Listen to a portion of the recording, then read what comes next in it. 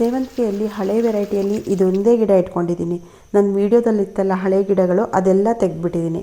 ಇವಾಗ ಆಗಸ್ಟ್ ತಿಂಗಳಲ್ಲಿ ಹೈಬ್ರಿಡ್ ಗಿಡಗಳು ಬರುತ್ತಲ್ಲ ಅದನ್ನು ತರೋಣ ಅಂತ ಅಂದ್ಕೊಂಡಿದ್ದೀನಿ. ಜಿರೇನಿಯಂ ಗಿಡಗಳಲ್ಲೆಲ್ಲ ಈ ಸಲ ಹೂ ತುಂಬ ಚೆನ್ನಾಗಿ ಬಂದಿದೆ. ಮಳೆ ನೀರು ಏನಾದರೂ ಡೈರೆಕ್ಟಾಗಿ ಈ ಹೂವಿನ ಮೇಲೆ ಬಿದ್ದಿದ್ದರೆ ಇಷ್ಟರೊಳಗೆ ಒಂದು ಹೂ ಕೂಡ ಇರ್ತಾ ಇರಲಿಲ್ಲ. ಎಷ್ಟೊಂದು ಗಿಡಗಳು ಬಂದಿದೆ ನೋಡಿ. ಒಂದು ಗೆಡ್ಡೆ ಇದ್ದರೆ ಸಾಕು, ಅದ್ರ ಪಕ್ಕ ಚಿಕ್ಕ ಚಿಕ್ಕ ಗೆಡ್ಡೆಗಳು ಮಲ್ಟಿಪಲ್ ಆಗಿ ಬೆಳೀತಾ ಇರುತ್ತೆ. ಮನಿ ಪ್ಲ್ಯಾಂಟ್ ಬಳ್ಳಿನ ನಾನು ಬರೀ ಮಾಸ್ಟಿಕಲ್ಲಿ ಮಾತ್ರ ಅಲ್ಲ, ಈ ರೀತಿ ಚಿಕ್ಕ ಪಾಟ್ಗಳಲ್ಲಿ ಚಿಕ್ಕ ಚಿಕ್ಕ ಕಟ್ಟಿಂಗ್ ಹಾಕಿ ಕೂಡ ಬೆಳೆಸ್ತೀನಿ ನಾನು. ಮನಿ ಪ್ಲ್ಯಾಂಟ್ ಬಳ್ಳಿಗಳೆಲ್ಲ ಮಳೆಗಾಲದಲ್ಲಿ ತುಂಬ ಚೆನ್ನಾಗಿ ಬೆಳೆಯುತ್ತೆ. ಮಣ್ಣು ಯಾವಾಗಲೂ ಅದಕ್ಕೆ ಮಾಯ್ಸ್ಟ್ ಇರಬೇಕು, ಹ್ಯುಮಿಡಿಟಿನೂ ಜಾಸ್ತಿ ಇರಬೇಕು, ಆವಾಗ ತುಂಬ ಚೆನ್ನಾಗಿ ಬೆಳೆಯುತ್ತೆ. ಆರ್ಕಿಡಲ್ಲಿ ಪುನಃ ಮೊಗ್ಗು ಬರೋಕ್ಕೆ ಶುರುವಾಗಿದೆ. ಇದು ಆರ್ಕಿಡಲ್ಲಿ ಫಿಲನೋಫೇಸಿಸ್ ಅನ್ನೋ ವೆರೈಟಿ. ಇದು ವೈಟ್ ಕಲರ್, ವರ್ಷದಲ್ಲಿ 2 ಸಲ ಹೂ ಬರುತ್ತೆ. ಇನ್ನೂ ಕೆಲವು ವೆರೈಟೀಸ್ ಇದೆ.